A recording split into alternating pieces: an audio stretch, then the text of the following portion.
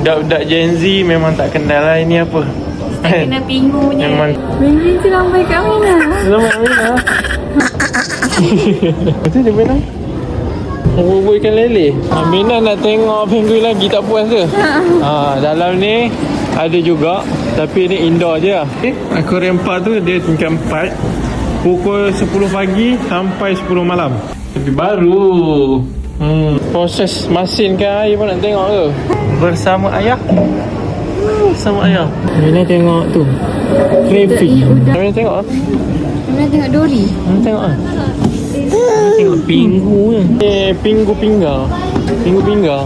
Dia ada beberapa tingkat. Tingkat 2 ni aquarium dia dalam gelap macam ni. Ikan yang dekat dalam sungai-sungai kecil tu kan.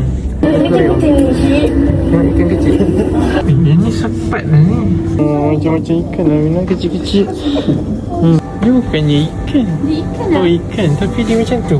Ikan, tapi dia macam relax. Lepas tu dia macam ikut arus. Dia macam ikut arus je. Dia suka tengok ya. Mina, tu labi-labi. Yang penguin berenang. Penguin boleh tengok dia daripada bawah. Sebab yang ni dia tak sejuk sangat lah, Mina boleh tengok. Apa kat sana tu? Kita tengah tengok penguin tu buat persembahan. Datang kat mana? Betul dia Mina?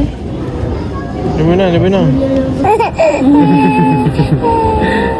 Ni macam Madagascar tu kot. Excited tengok tu. Excited dia. Benji tu lambai kat Mina. Selamat Aminah. Oh. Dia pandang Aminah. Tengok tengok. Suka.